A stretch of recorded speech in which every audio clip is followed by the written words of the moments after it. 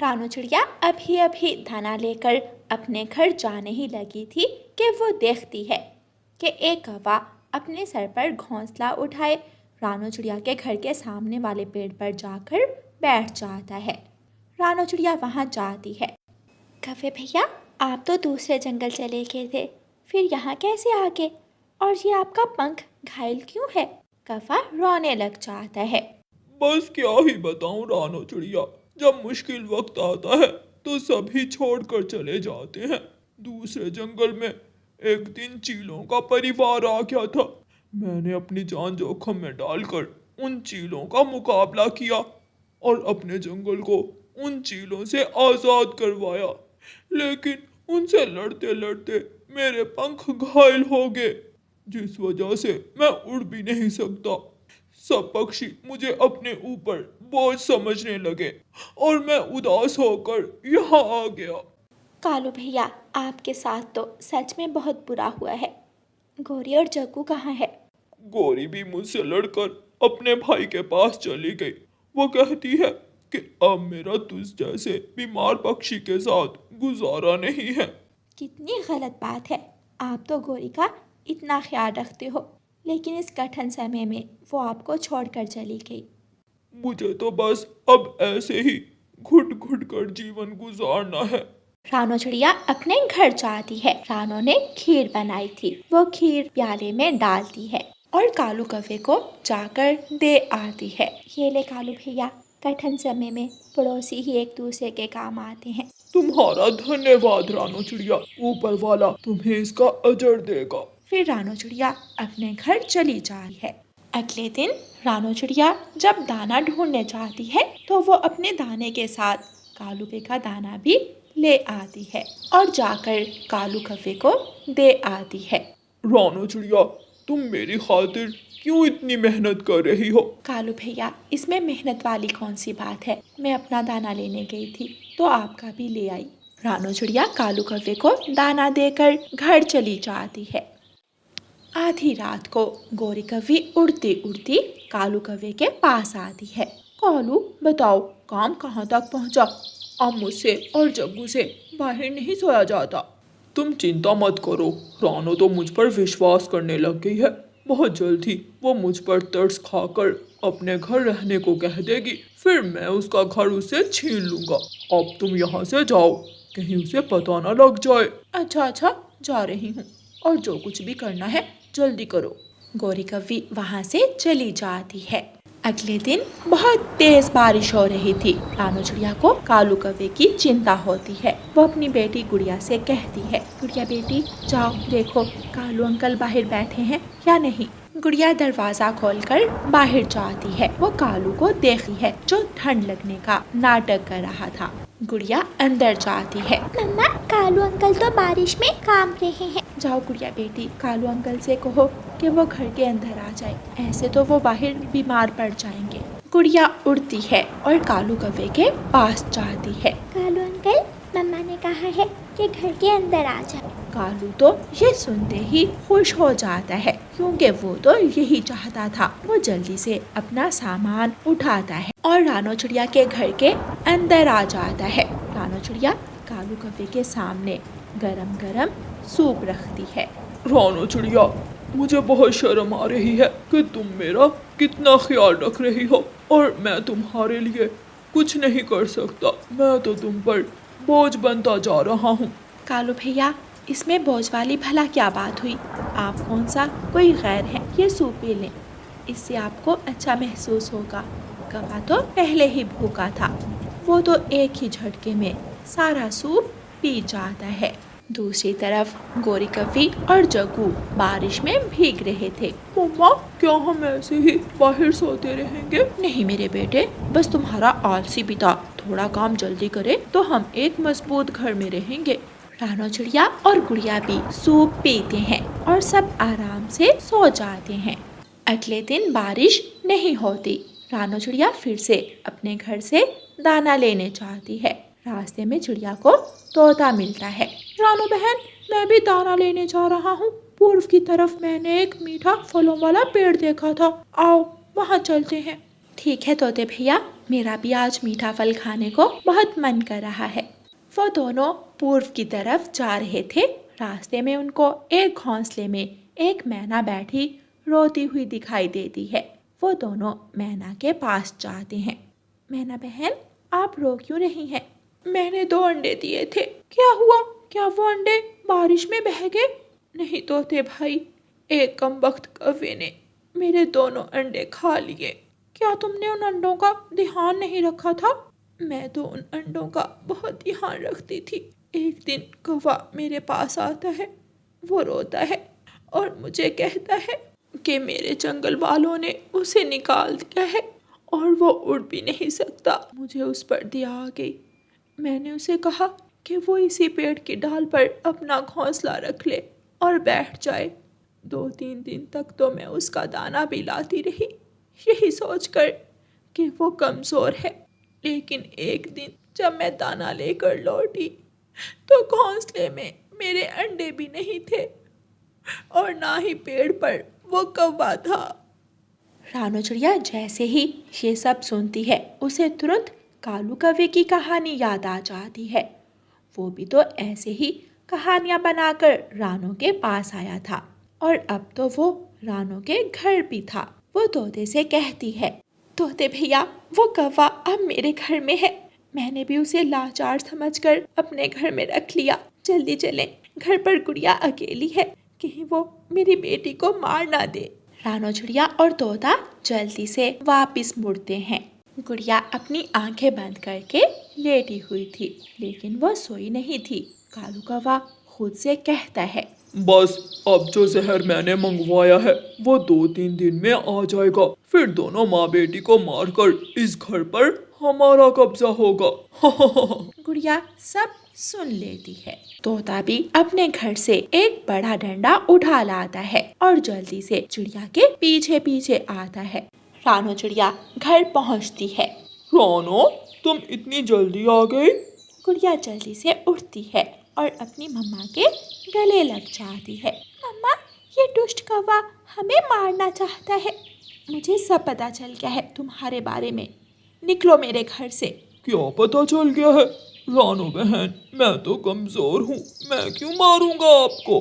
झूठे, तुझे तो हम अभी सबक सिखाते हैं। तोता भी डंडा लेकर पहुंच जाता है और दोनों, तोता और रानो चिड़िया, कालू कौवे की खूब पिटाई करते हैं और उसे घर से भगा देते हैं। प्यारे दोस्तों, इस कहानी को लाइक, अपने दोस्तों के साथ शेयर और चैनल को सब्सक्राइब करना बिल्कुल मत भूलना। आपका धन्यवाद। जंगल में 2 दूध वाले होते थे, कालू दूध वाला और रानो दूध वाली। लेकिन कालू अपनी गाय का जरा ध्यान नहीं रखता था। वो ना तो उसे पानी देता और ना ही चारा डालता, जिसकी वजह से कालू कौवे की गाय कमजोर हो गई थी। ना जाने इस गाय को क्या मसला है, इधर ये इतना कम दूध देती है और उधर चिड़िया की गाय बाल्टियां भर भर कर दूध देती है। अब इतने कम दूध को बेचकर भला क्या ही मुनाफा होगा। कालू कौवे का मामा कालू कौवे के पास आता है। कालू भांजे, बहुत दिन हो गए तुमने मेरे पास चक्कर नहीं लगाया तो मैं खुद ही आ गया। मामा जी, मैं तो बहुत परेशान हूँ इस गाय से। इसका काम है दूध देना, लेकिन वो भी इतना कम देती है। अब इस दूध को मैं बेचूं या फिर खुद ही इस्तेमाल कर लूं? कालू भांजे, तू चिंता क्यों करता है? तेरा मामा अभी जिंदा है।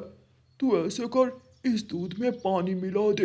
अब पानी का कौन सा कोई रंग होता है, किसी को कानो कान खबर भी नहीं होगी। मामा जी, ये विचार मेरे दिमाग में क्यों नहीं आया? मैं ऐसा ही करता हूँ। फिर कालू कौवा दूध में ढेर सारा पानी डालता है और दूध बेचने चला जाता है। कुछ दिन तो पक्षी कालू से दूध लेते हैं और फिर दूध लेना छोड़ देते हैं। ये लो तोते, तुम्हारा आज का दूध। अपना दूध वापस ले जाओ, हमें ये दूध नहीं चाहिए। क्या हुआ? इतना खालिस तो है मेरा दूध। दूध के नाम पर तू हमें पानी बेच जाते हो। तुम्हारा दूध तो पौष्टिक ही नहीं है। अब कल से दूध लेकर मत आना, हमने रानो चिड़िया को कह दिया है, वो हमें दूध दे जाया करेगी। कालू कौवा तोते के घर से चला जाता है और कबूतर के घर जाता है। कबूतर भाई, आपका दूध। कालू, इतना पतला दूध लेने से अच्छा है हम दूध ना ही ले। अपना दूध वापस ले जाओ। फिर कालू मायूस होकर घर आ जाता है। उसको कुछ समझ नहीं आता कि वो क्या करे। वो फिर से अपने मामा जी के पास जाता है। मामा जी, सबको पता लग गया है कि मैं दूध में पानी मिलाता हूँ। वो सब अब रानों से दूध लेने लग गए हैं। बस इतनी सी बात पर मेरा भांजा परेशान हो रहा है। मैं अभी इसका हल बता देता हूँ। हम दोनों रात को जाएंगे और रानो चिड़िया की गाय चुरा लेंगे और रानों की गाय की जगह अपनी गाय रख देंगे। फिर तो दूध ही दूध होगा तेरे पास। अपने मामा जी की बात सुनकर कालू कौवा खुश हो जाता है। फिर दोनों मामा भांजा रात को रानो चिड़िया के घर के पास जो छपरा था वहाँ जाते हैं और दोनों गाय की अदला बदली करते हैं। अगले दिन जब कालू कौवा गाय का दूध निकालता है तो गाय सेहतमंद होने की वजह से उसकी 2 बाल्टियां दूध की भर जाती हैं। वाह, मेरे मामा जी के दिमाग में तो एक से बढ़कर एक चाल होती है। कालू कौवा फिर से दूध बेचने चला जाता है। मैंने कहा ना कि हमें दूध नहीं चाहिए। मेरी बात मानकर सिर्फ आज दूध लेकर देखो, तुम आगे से मुझे मना नहीं करोगे। फिर कालू कौवा ऐसे कहते कहते सब पक्षियों को दूध दे आता है।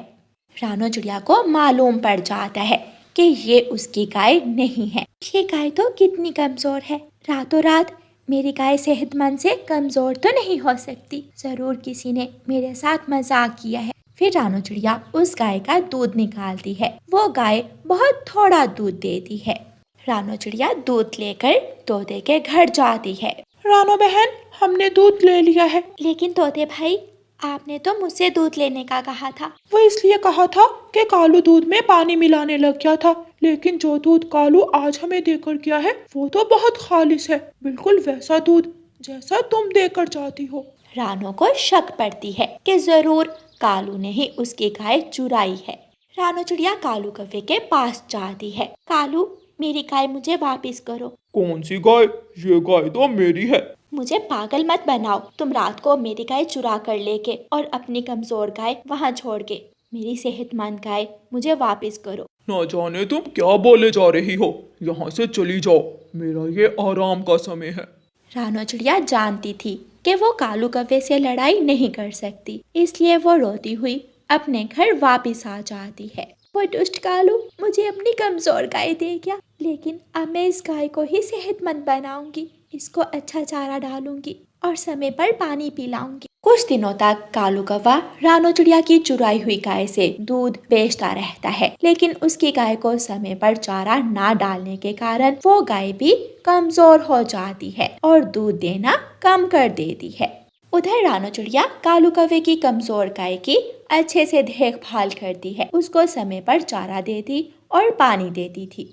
मेरी तो किस्मत ही फूटी है, अब इस गाय ने भी दूध देना छोड़ दिया है। मुझे तो लगता है जिस जगह मैं रहता हूँ ये जगह ही मनहूस है, वरना मैं तो अपनी गाय का इतना ख्याल रखता हूँ। कालू कौवा फिर से अपने मामा जी के पास जाता है। अब क्या हुआ भांजे? अब फिर से अपनी सड़ी हुई शक्ल लेकर आ गया है। मामा जी, जो गाय चुराई है उसका भी कोई फायदा नहीं, अब उसने भी दूध देना छोड़ दिया है और वहाँ रानो ने मेरी कमजोर गाय को इतना सेहतमंद कर लिया कि वो अब बाल्टियां भर भर कर दूध देती है। कालू भांजे, या तो तुम में दिमाग नहीं है या फिर मैं तुमसे ज्यादा ज़हीन हूँ। मामा जी, आप ऐसा क्यों कह रहे हैं? अरे पगले, जैसे ये गाय चुरा कर ले आए थे वैसे इस गाय की जगह वो गाय वापस ले आएंगे। फिर 3-4 महीने तो बहुत आराम से गुजर जाएंगे। मामा जी, अगर आप ना हो तो पता नहीं मेरा क्या बने। रात को हम दोनों साथ चलेंगे। फिर दोनों मामा भांजा रात को जाते हैं। वो कमजोर गाय रानो के छपरे में खड़ी करते हैं और रानो की सेहतमंद गाय ले आते हैं। भांजे, अब जब सुबह दूध निकालो तो सबसे पहले मुझे देकर जाना। बहुत दिन हो गए खालिस गाय का दूध पिए हुए। अगले दिन जब कालू कौवा सोकर उठता है तो वहाँ पुलिस खड़ी थी और उनके साथ रानो चिड़िया। पुलिस? आप मेरे घर क्या कर रहे हो? हम तुम्हें जेल ले जाने आए हैं, लेकिन मैंने तो कुछ ऐसा वैसा नहीं किया। रातों रात रानो की गाय चुराते हो और फिर कह रहे हो कुछ नहीं किया। कालू, मुझे पता था कि अगर तुमने एक बार चोरी की तो अगली बार भी जरूर करोगे, तो मैंने अपने घर के बाहर कैमरा लगा दिया था। अब तुम जितने भी झूठ बोलो, मैंने तुम्हारी वीडियो पुलिस को दिखा दी है। अब अगली सुबह तुम्हारी आंख जेल में खुलेगी। पुलिस कालू कौवे को साथ लेकर उसके मामा को पकड़ने जाती है। वो घंटी बजाते हैं। मामा जी बाहर आता है। कालू भांजे, मैंने तुम्हें दूध लाने का कहा था, तुम पुलिस क्यों उठा लाए? चलिए मामा जी, आपको जेल ले जाकर दूध पिलाते हैं। फिर पुलिस कालू कौवे और उसके मामा जी को पकड़कर ले जाती है और रानो चिड़िया दोनों गाय का ख्याल रखती है। प्यारे दोस्तों, इस कहानी को लाइक, अपने दोस्तों के साथ शेयर और चैनल को सब्सक्राइब करना बिल्कुल मत भूलना। आपका धन्यवाद। जंगल में बरसात का मौसम शुरू हो जाता है। बाकी पक्षी अपने घर पहले ही भोजन जमा कर लेते हैं, लेकिन कालू कौवा और गोरी कौवी इतने आलसी थे कि उनके पास अब कोई भोजन नहीं था। गोरी, भूख बहुत लग रही है। भूख तो मुझे भी बहुत लगी हुई है। हमारा ही कसूर है। अगर हम भी दाना पानी पहले ढूंढ लेते तो आज भूखे ना बैठे होते। मैं किसी पक्षी के पास जाऊं खाना मांगने? इसका भी कोई फायदा नहीं। मैं गई थी कल रानो चिड़िया से खाना लेने। आगे से मुझे भाषण देना शुरू हो गई कि गोरी, हमें मुश्किल समय के लिए अपने आप को तैयार रखना चाहिए। फिर मैं तोती के पास गई तो मेरे आलसीपन का मजाक उड़ाने लगी। वो हरी तोती, तुम भी जाओगे तो यही बातें सुनोगे। लेकिन अब अगर घर में बैठे रहे तो वैसे ही भूख से मर जाएंगे। किसने कहा कि घर में बैठे रहें? तो बस रात होने का इंतजार करो, फिर हम दोनों जाएंगे किसी पक्षी के घर भोजन चुराने। और अगर ऐसा करते हुए पकड़े गए तो क्या होगा? कालू, तुम इतने डरपोक क्यों हो? एक चोरी ही तो करनी है, इसमें कौन सा मुश्किल काम है। जब आधी रात होती है तो दोनों कौवे अपने मुंह पर मास्क चढ़ाते हैं और फाख्ता के घर चले जाते हैं। वो फाख्ता के घर में जाकर फ्रिज खोलते हैं और फ्रिज में जितना भी खाने का सामान था वो अपने साथ लाए हुए थैले में डालते हैं और चुपचाप निकल जाते हैं और बारिश में उड़ते उड़ते अपने घर वापिस आ जाते हैं। गोरी, अगर हमें किसी ने चोरी करते हुए देखा हुआ तो सुबह हम पक्का काम से जाएंगे। लो, एक चोरी करने के बाद चोरी करने का हुनर आ जाता है और तुम अब भी डर रहे हो। देखो, हमारे पास कितना खाने का सामान आ गया है। आसानी से एक हफ्ता तो गुजर जाएगा। और अगर एक हफ्ता गुजर गया तो फिर जाएंगे चोरी करने। तो और क्या, देखो चोरी करके खाना कितना आसान है, कोई मेहनत नहीं करनी पड़ती। वो सारे पक्षी तो पागल हैं जो दिन भर कामों में लगे रहते हैं। अगले दिन जब फाख्ता की आंख खुलती है तो वो देखती है कि उसकी फ्रिज खाली पड़ी थी। वो बहुत परेशान हो जाती है। जंगल में ये बात फैल जाती है। सब पक्षी फाख्ता के पास आते हैं। गोरी भी छोटा अफसोस करने का नाटक करती है। बहुत अजीब बात है कि रातों रात हमारे जंगल में चोरी हो गई। हम सब पक्षी तो बहुत ईमानदार हैं। जरूर किसी दूसरे जंगल के पक्षी का काम है ये। गोरी, हमने पूरा जंगल देखा है। अगर किसी और जंगल के पक्षी ने ये किया होता तो वो अब तक इसी जंगल में छुपा होता। ये हम में से ही किसी का काम है। लो जी, तुमने तो हमें ही चोर बना दिया। तुम्हारा मतलब है कि खाना लेने के लिए हम अपने ही जंगल के पक्षियों के घरों में चोरी करेंगे? तुम मेरी बात का गलत मतलब ले रही हो। बस, मुझे और कुछ नहीं सुनना। गोरी गुस्से में वहाँ से चली जाती है। गोरी, क्या हुआ? क्या कह रहे थे सब पक्षी वहाँ? कालू जी, मैं तो उस छोटी चिड़िया को बहुत सीधा सा समझती थी, लेकिन वो तो बहुत चालाक है। फौरन ही समझ गई कि ये अपने ही जंगल के किसी पक्षी ने चोरी की है। गोरी, मैं तो कहता हूँ अब हम चोरी नहीं करते, वैसे ही मांग कर खा लिया करेंगे। पहले कौन सा हमारी कोई इज्जत है जो खाना मांगने से कम हो जाएगी। तुम चुप ही रहो तो ज्यादा अच्छा है। रामू के घर बहुत बड़ी अनाज की बोरी पड़ी है, वहाँ जाकर वो अनाज की बोरी उठा लाएंगे। फिर बार बार चोरी करने की जरूरत ही नहीं पड़ेगी।